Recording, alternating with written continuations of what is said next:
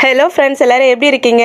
நம்ம இன்னைக்கு my love in the countryside third எபிசோட்ல என்ன நடக்குதுன்னு பார்க்கலாம். நம்ம லாஸ்ட் எபிசோட்ல பார்த்துருப்போம். அங்கிள் வீட்டில் ஒரு 4-5 ரவுடி பசங்க வந்து வீட்டில் இருக்கிற பொருளெல்லாம் தூக்கி போட்டுட்டு, நீ கடனை தரலாம், நான் உன் வீட்டையும் உன்னுடைய ஃபார்மையும் நான் எடுத்துக்க போறேன்னு சொல்லி மிரட்டிக்கிட்டு இருந்திருப்பான். அதோட தான் முடிஞ்சிருந்துச்சு இல்லையா? இந்த எபிசோட் ஸ்டார்டிங்லேயே அங்கேருந்து தான் ஆரம்பிக்குது. அங்கிள் அவங்ககிட்ட இருந்து ஒரு 4500 ரூபா கடன் வாங்கியிருப்பார் போல இருக்கு. அந்த கடனை திருப்பி கொடுக்காததால அதுக்கு வட்டி அதிகமாயிடுது. அதனால இப்போ கடன்காரனுங்க வீட்டில் இருக்கிற பொருள் எல்லாம் தூக்கி போட்டு உடைச்சிட்டு எனக்கு உன் நிலமும் உன்னுடைய வீடும் வேணும்னு கேட்டுக்கிட்டு இருப்பானுங்க. அவரும் கெஞ்சிக்கிட்டு இருப்பார் அவனுங்கள்ட்ட, கொஞ்ச நாளைக்கு பொறுத்துக்குங்க, என் கால் வேற உடஞ்சிருச்சு, நான் சரியான உடனே உங்களுக்கு பணத்தை திருப்பி கொடுத்துட்றேன்னு சொல்லிக்கிட்டு இருப்பாரு. அந்த சமயம் பார்த்து நம்ம ஹீரோயின் அந்த பீச்சாட் அண்ணன் கூட வந்து சேர்றாங்க. இங்க நடக்கிறத பார்த்த உடனே செமைய டென்ஷன் ஆயிட்டு, என்னடா பண்ணிக்கிட்டு இருக்கீங்க, ஏன்டா அவரை மிரட்டுறீங்க, பொருளெல்லாம் தூக்கி போட்டு உடச்சிக்கிட்டு இருக்கீங்கன்ட்டு சத்தம் போட்டுக்கிட்டே பக்கத்துல போக, அங்க மெயினா ஒரு பையன் மிரட்டிக்கிட்டு இருந்தான் இல்லையா, அந்த பையன், பியூட்டி நீ யாரு, நான் இந்த ஊர்ல உன்னை பார்த்ததே இல்லையே, நீ எங்க இருந்து வந்திருக்கன்னு கேட்க, ஏண்டா 4500 ரூபாய்க்காக இந்த அங்கிளோடைய வீடு ஃபார்ம் இது எல்லாத்தையும் எழுதி வாங்கிக்குவாடா, இது உனக்கே அநியாயமா தெரியலன்னு சொல்லி சத்தம் போடுறாங்க.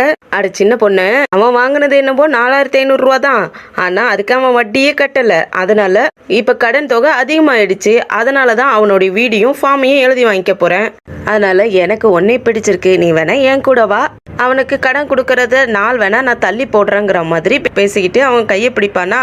அவங்களுக்கு செம்மைய கோவமாயிடுது. உங்க அறையிலான்னு போக அவன் அந்த கையும் பிடிச்சுக்கிட்டு, நான் என்னை அடிக்க சொல்லல, நான் உன்னை கிஸ் பண்ண சொன்னேன் அப்படிங்கிறான். நான் உன்னை கிஸ் பண்ண சொன்ன, நீ என்னை அடிக்க வர அப்படின்ட்டு அந்த கையை பிடிச்சிக்கிறான்.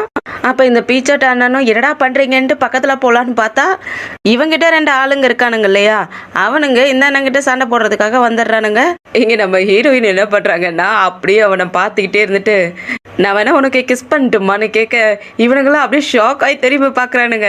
இவனும் ரொம்ப ஆசையா கண்டிப்பா அப்படின்ட்டு பக்கத்துல போக, இவங்களும் அப்படியே கிஸ் பண்ற மாதிரி போயிட்டு அவன் மண்டையில ஒரு இடி, அவன் சுதாரிக்கிறதுக்குள்ள பிரைவேட் பார்ட்ல எட்டி ஒரு உத விட்டுறாங்க. அவன் கிஸ் கொடுக்க சொன்னா வம்சத்தையே அழிச்சு விட்டாலேங்கிற மாதிரி பிடிச்சுக்கிட்டு அழுதுகிட்டு இருக்கான். அந்த சமயம் பார்த்தா ஹீரோ சைக்கிள்ல அந்த காட்டு வழியா தான் வந்துகிட்டு இருக்கான். இங்க நடக்கிற சண்டையோட சத்தம் அங்கேயும் கேக்குது. என்னது சத்தம் வருதுன்ட்டு அவன் வேகமா வந்துகிட்டு இருக்கக்குள்ளேயே இங்க நம்ம ஹீரோயின் போட்டு செம்ம அடி அடிக்கிறாங்க அவனுங்கள. அப்ப இந்த அடி வாங்கினவன் சரியாயிட்டான் போல இருக்குது. வந்து அவ கையை பிடிச்சிக்கிறான். கையை பிடிச்சிக்கிட்டு திரும்பவும் கிஸ் பண்றதுக்கு ட்ரை பண்ணிக்கிட்டு இருக்க, அந்த பொண்ணை என்னை விடுறா ஏன்டா அந்த மாதிரி பண்ணிக்கிட்டு இருக்க, உனக்கு அறிவு இருக்கான்னு சொல்லி செம்மையா திட்டிகிட்டு இருக்கா. அடிக்கிறதுக்கு ட்ரை பண்ணிக்கிட்டு இருக்கக்குள்ளேயும் அவன் வளைச்சு பிடிச்சு திருப்பி பிடிச்சிக்கிறான். அந்த சமயம் பார்த்து ஹீரோவும் அங்க வந்துடுறான். சைசமோரு ஹெல்ப்னு கத்திக்கிட்டே இருக்க. அந்த சமயம் பார்த்து ஹீரோவும் அங்க வந்துட, டேய் என்னடா பண்ற, அவளை விடுறாங்கவும் அவனும் விட்டுறான். ஆனாலும் நம்ம ஹீரோயின் அவன் வயிற்றுலேயே ஓங்கி குத்து விட்டுட்டு ஓடி வந்துடுறாங்க. அவன் வலி தாங்க முடியாத வயிற்று பிடிச்சிக்கிட்டே, மனா எதுக்காகடா இடையில வந்து தடுத்து விட்டேன்னு கேட்கறதுக்கே, மயம் என்னுடைய சொந்தக்கார பொண்ணுடா, அவன் மேல எதுக்கடா கை வைக்கிற, இன்னொரு டைம் இந்த மாதிரி பண்ணுனா உன்னை நான் சும்மா விட மாட்டேன்னு மிரட்ட. அவதான் என்கிட்ட முதல்ல சண்டைக்கு வந்தா, அதனாலதான் நாங்க 2 பேரும் சண்டை போட்டுக்கிட்டு இருந்தோம், நீ எதுக்காகடா இடையில வந்து சண்டை போட்டுக்கிட்டு இருக்கங்கிறதுக்கு, அவ என்னோட சொந்தக்கார பொண்ணுடா, அவன் மேல நீ எப்படி கை வைக்கலாங்கிறதுக்கு. அதுக்கு ஹீரோயின் சொல்றாங்க, ஆமா நீ என்னைய செக்ஷுவல் ஹராஸ்மெண்ட் பண்ற, உன்னை நான் சும்மா விட மாட்டேன், பிரஸ்க்கெல்லாம் சொல்லிடுவேன் அப்படின்னு சொல்லி மிரட்டிக்கிட்டு இருக்காங்க. அதே போல கூட அந்த அண்ணனும் சேர்ந்துட்டு, ஆமா உன்னை நாங்க சும்மா விட மாட்டோம் அப்படின்ட்டு 3 பேருமே மிரட்டிக்கிட்டு இருக்காங்க. சரி, அப்படின்னா இவனுடைய 4500 ரூபா நான் காசு கேட்கறதுக்காக தான் நான் வந்தேன், நீங்க தானே இடையில தேவையில்லாத என்கிட்ட சண்டை போட்டீங்க, இவனோட காசு யார் கொடுக்கறது, நீங்க காசு கொடுத்துட்டீங்கன்னா நான் இவனை விட்டுருவேங்கிறதுக்கு அந்த அங்கிளும் கையெடுத்து கும்பிட்டு, ப்ளீஸ் தயவு செஞ்சு கொஞ்சம் டைம் கொடுங்க, இப்ப என்கிட்ட காசு இல்லைன்னு சொல்லி கேட்டுட்டு இருக்காரு. நான் ஏற்கனவே உனக்கு நிறையவே சான்ஸ் கொடுத்துட்டேன், இனிமேல என்னால கொடுக்க முடியாது, என்னோட பணம் எனக்கு வந்தாகணும்னு கேக்குறான். அதுக்கு ஹீரோவும் சத்தம் போடுறான், டே அதுக்காக இந்த மாதிரியாடா நடந்துக்கிறது, கொஞ்சம் அமைதியா கேட்கலாம்ல, இந்த மாதிரி அவரை டார்ச்சர் பண்றது உனக்கு என்ன கிடைக்க போகுதுன்னு சொல்லி சத்தம் போட்டுட்டு இருக்க. அப்ப நம்ம ஹீரோயின் மனாவை பார்த்துட்டு, வாவ் செம்மையா பேசுறான்ல, செம்ம கூல் தான் அப்படிங்கிற மாதிரி பார்த்துக்கிட்டு இருக்காங்க. அந்த சமயத்துல ஒரு ஆள் ஓடி வந்துட்டு, ஒரு பெரிய பிரச்சனை நடந்து போச்சு பாஸ், வாங்க போலாம் அப்படின்னு சொல்லிட்டு அந்த கடங்காரனை அங்க இருந்து இழுத்துட்டு போயிடுறாங்க. அவன் போறதுக்கு முன்னாடி இன்னைக்கு நைட்டுக்குள்ள எனக்கு காசு வந்தாகணும், இல்லைன்னா நான் உங்களை சும்மா விட மாட்டேன்னு மிரட்டி விட்டுட்டு தான் போறான். அவனுங்களாம் போனதுக்கு அப்புறம் நம்ம சைசமோரு அங்கிள் கிட்ட ஓடி போயிட்டு, அங்கிள் மன்னிச்சிருங்க, உங்களுடைய மாட்டு வண்டி வேற உடஞ்சி போச்சு, என்னை மன்னிச்சிருங்கன்னு மன்னிப்பு கேட்டுட்டு இருக்கக்குள்ளே ஹீரோ இருந்துட்டு, என்ன நீ பேசிக்கிட்டு இருக்க, என்னதான் நடந்துச்சு, எதா இருந்தாலும் என்கிட்ட சொல்லுங்க, முதல்ல என்ன நடக்குதுன்னு எனக்கு புரியலன்னு கேட்டுட்டு இருக்க.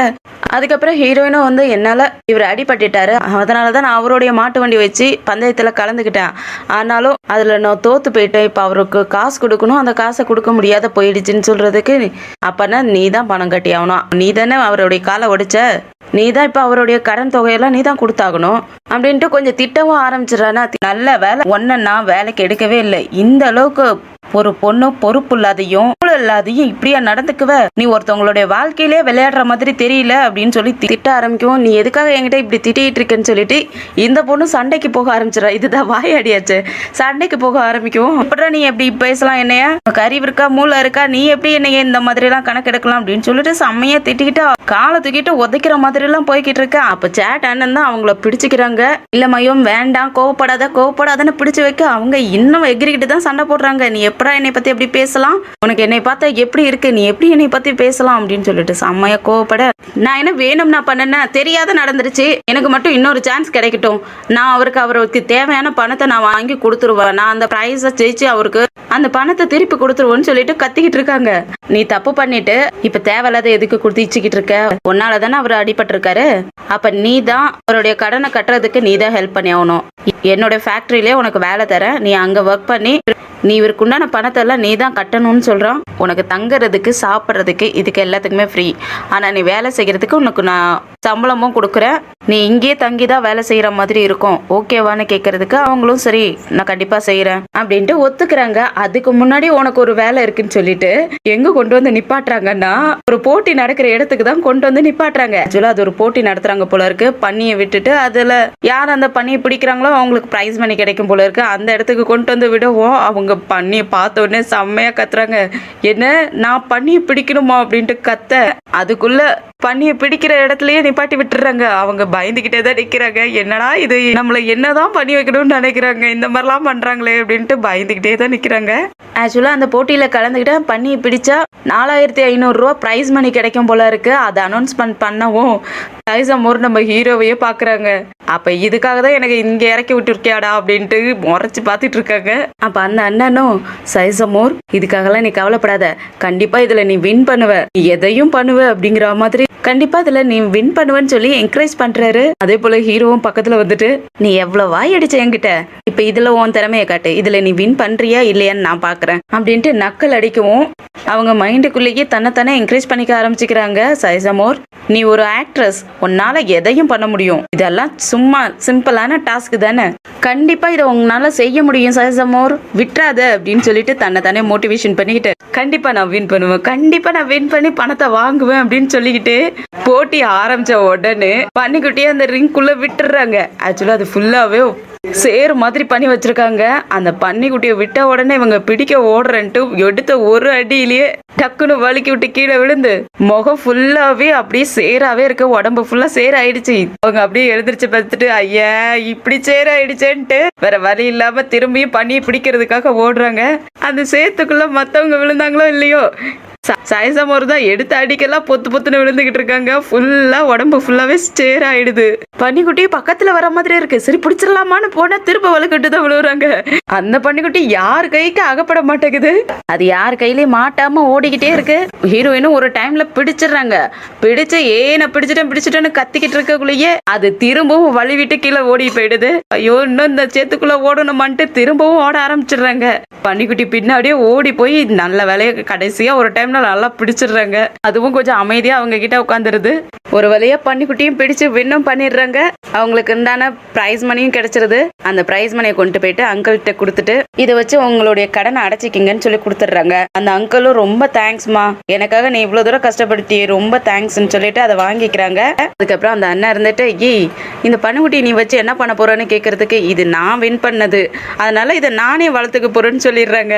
அதுக்கப்புறம் என்னப்பா இவ்வளவு வேலைக்கு எடுத்துக்குவோன்னு கேட்கறதுக்கு கண்டிப்பா நான் இவ்வளவு வேலைக்கு எடுத்துக்கிறேன், உனக்கு சாப்பிட்றதுக்கு தங்கறதுக்கு வீடு கிடைக்கும், சாப்பிட்றதுக்கும் எந்த பிரச்சனையும் இல்லை, ஆனா எனக்கு நீ பிரச்சனை மட்டும் கொண்டு வரக்கூடாது, நீ ஏதாவது ப்ராப்ளம் கொண்டு வந்தீங்கன்னா உன்னை ஃபயர் பண்ணிடுவேன், ஓகேவா, அதனால என்ன வேலையோ அதை மட்டும் செஞ்சுக்கிட்டு அமைதியா இருக்கணும்னு சொல்றான். அதுக்கும் அவங்க ஒத்துக்கிறாங்க.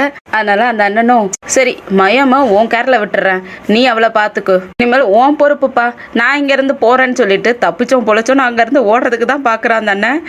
உடனே ஹீரோயின் இருந்துட்டு வெயிட் பண்ணு, எங்க ஓடுற, எனக்கு மட்டும் இங்க ஏதாவது நடந்துச்சு அதுக்கு எல்லாத்துக்கும் ரெஸ்பான்சிபிள் நீ தான் எடுத்துக்கணும், இங்கேயும் ஓடி போகணும்னு மட்டும் நினைக்காத, கண்டிப்பா நடக்காது, என்னை விட்டுட்டு ஓடணும்னு நினைக்காதுன்னு சொல்லி மிரட்டி விடுறாங்க.